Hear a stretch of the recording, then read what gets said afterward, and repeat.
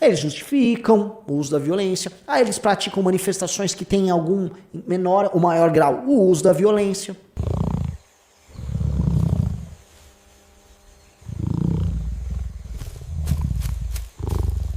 Nós sabemos que boa parte dos grupos que atuam na esquerda lá e aqui, uma parte importante pratica terror, sim. Pratica banditismo, pratica um uso, vamos dizer, intensivo de violência nas suas políticas. Vou dar um exemplo. Grupos universitários ligados hoje ao movimento de ocupação, não sei o quê. Tem um lá, o P tem um, não sei se é aquele Olga Benário. Grupos que invadem a propriedade dos outros. Eles pegam um monte de estudante, vagabundo. A gente mesmo já desalojou casa dos outros que esses caras invadiram. Tem vídeos do Macris, tem vídeos do Arthur e tal. Esses grupos se organizam para invadir a propriedade dos outros de maneira violenta, se instalam ali, transformam aquilo numa cracolândia, ficam trepando, ficam aprontando e desrespeitam, vamos dizer, decisões judiciais, e só através ou da violência ou da polícia fazendo uso dos seus meios de coerção que eles vão sair. Então, perceba, são grupos que cruzaram qualquer linha já, não tem diálogo com um grupo que faz isso. Ah, não, mas eles estão combatendo, sei lá, a especulação imobiliária, como eles falam. Isso não é meio de combate dentro de uma democracia. Mesma coisa para outros movimentos de moradia, mesma coisa para movimentos sem terra, mesma coisa para movimentos estudantis que fazem ocupações, não deixam estudantes, vamos dizer, estudarem, fazem greve de estudante. Sempre há um ato de violência ali, e com maior ou menor intensidade. Alguns são mais violentos, outros são menos violentos. Naturalmente, esses caras acabam encontrando meios de, vamos dizer, instrumentos de não só de negociação, mas de como lidar com o crime organizado, porque o crime organizado passa a ser uma face do uso da violência muito mais efetiva e muito mais clara. Eles fazem ocupação territorial real, e esses caras eles acabam servindo como um aparato de divulgação e de legitimação do crime organizado, que é uma coisa que as esquerdas fazem, e há espaços em que, vamos dizer, a violência deles e a violência do crime organizado, clássico, como a gente já conhece, atuam juntos. Por exemplo, quando foi denunciado lá em Santa Catarina que o DCE e a turma dos movimentos estudantis, nas ocupações, naqueles espaços que eles ocupavam, geravam um espaço livre para que traficantes ligados às facções atuassem. Toda vez que você vê um esquerdista numa universidade defendendo que a universidade não pode ter polícia, porque aquilo desrespeita a autonomia e que é um território livre, tudo papinho furado. Aquilo acaba criando espaços para que um traficante venda droga. Então há uma relação ali que é mutuamente benéfica, tanto para o tráfico de drogas quanto para os caras. Fora o fato dos caras também terem um discurso que na prática é um discurso de defesa do crime organizado e do tráfico de drogas. Esses caras então tem muitas camadas, a coisa é cheia de nuances, e nessas nuances eles vão indo. Eles justificam o uso da violência, aí eles praticam manifestações que têm algum menor ou maior grau o uso da violência. Quem lembra de 2013? Quem lembra das manifestações que sucederam ao impeachment da Dilma, os fora Temer, botando fogo em Brasília? Então isso acontece aqui, assim como acontece lá. Em maior e menor grau, com caras e tons diferentes. Nos Estados Unidos, você não imagina a existência de um movimento como o MST. Agora, você teve lá nos Estados Unidos um movimento como Black Lives Matter, que destruiu e vandalizou por pelo menos 2 meses. Destruíram e vandalizaram os Estados Unidos da América. No meio da pandemia. E com a imprensa achando lindo. Nossa. Sim, nós devemos entender que foi dada uma abertura, e esse discurso sobre minorias, ele realmente abriu o discurso para a violência. Então, há uma abertura para o discurso de violência, o discurso de ódio, e a implementação de práticas violentas por parte da esquerda, porque, o opressor pode tudo contra... Não, o oprimido pode tudo contra o opressor. Não, veja bem, mas ele fez isso, mas ele era um imigrante. Não, ele fez isso, mas era uma mulher. Não, fez isso, mas era um trans. E repare que sempre os discursos deles são discursos sobre o oprimido mantendo o seu direito de existir. Ai, eu quero existir apenas, eles querem eliminar meu direito de existir. E você vê que nesse discurso, você fala, pô, mas tá meio exagerado, né? Então você vai analisar a questão de segurança pública e sempre vão levar para um termo, estão matando os nossos negros, os meninos negros estão morrendo. Estamos falando de estatística de homicídio. Não, não é homicídio. Agora temos o feminicídio. Há uma campanha para matar as mulheres. Não, matamos muitos trans. Eles não querem deixar você existir. Então eles criam uma paranoia na cabeça dessas pessoas, desses ativistas ligados às causas minoritárias, em que há um monstro ali, e esse monstro está pronto para tirar suas vidas.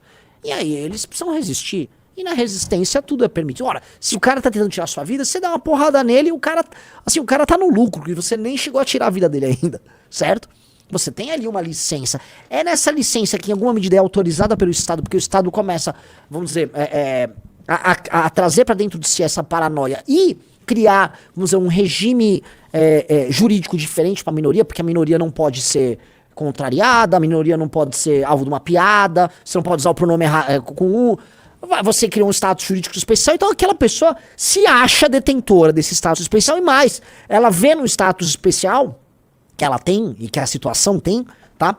Esta mesma, vamos dizer, relação de conflito e poder contra determinado tipo de ser, que é o inimigo, que para alguns é o homem branco, ou a pessoa de direita, porque um negro vira um homem branco tão logo ele professa uma opinião que contraria as minorias, né? Nesse sentido, o Guto, ele é um homem alvíssimo, né? O Paulo Cruz, ele é um finlandês na cabeça desses caras, entendeu? Então, você muda de etnia, você muda de sexo, a Amanda é um homem, a Amanda é um macho, então logo ela professa um tipo de opinião que não tá ali dentro da casinha, então é muito fácil você virar o homem branco, é só você não concordar com a minoria e todo mundo vira um homem branco.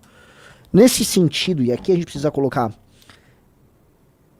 eles se sentem autorizados, o Estado passa os sinais certos para eles se sentirem autorizados, e o jogo tá todo dado. E o apito de cachorro para fazer, não é nem um apito, porque não é um sinal que só eles compreendem. Qualquer um compreende. Todos eles estão falando, fulano é nazista, e fogo nos nazistas, fogo nos racistas, morte a eles. Tá, então tá bem claro, o Arthur Duval é um nazista, e eu tenho que matar o Arthur Duval. É isso, todo mundo tá falando pra você fazer isso. Vá lá e faça. Certo? É isso que eles pensam. Vá lá e faça. E as autoridades não dão bola. Imagine se fosse o contrário, a histeria. A histeria. Você tem histeria assim. Oh, meu Deus! Meu Deus! Mas não chega de denunciar a hipocrisia. Eu não vou denunciar hipocrisia nenhuma. Porque senão a gente vai ficar permanentemente aqui denunciando. A gente tomou quantas pessoas? 2 canais? 5.300 no canal MBL e no outro? No Renan? 3.300. Então estamos com 8.600 pessoas aqui ao vivo. Muito bom. Deu hora bater 9.000. Mas estamos com muita gente. Like na live, por favor, todos aqui. Tá? E aqui eu peço pra vocês, e essa é uma compreensão que eu gostaria de ter de todo mundo. Isso significa assumir um discurso de poder. E um discurso de poder que não necessariamente vai ser bonitinho na hora de você falar com os outros. Porque o discurso de poder se basta enquanto discurso de poder. Ele é, vamos dizer, a demonstração de uma vontade. Eu vou chegar no poder e eu vou criminalizar o discurso comunista. E o discurso de ódio desses caras será devidamente criminalizado. Mas Renan, então por que não criminalizam? Que eles vão ver, não criminalizam o discurso liberal, o discurso de direita. Não será criminalizado. O deles será criminalizado. Assim como outros discursos que são inimigos do convívio, do bom convívio social, o discurso fascistoide, o discurso nazistoide também são criminalizados. Criminalize esses. E esse discurso que preconiza o uso da violência redentora, não só por parte do revolucionário comunista, mas da minoria que tem essas licenças, esse também tem que ser destruído. Então, do ponto de vista legal, nós temos que eliminar todos os benefícios, seja na forma da lei, seja na forma de jurisprudência, que foram gerados para que uma minoria se sinta à vontade para cometer um crime redentor, para fazer uso da violência redentora. Tudo isso tem que ser limado.